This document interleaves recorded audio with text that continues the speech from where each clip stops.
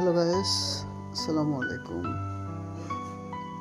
সকাল সকাল বেরোলাম চায়না কমলার চারা কেনার জন্য।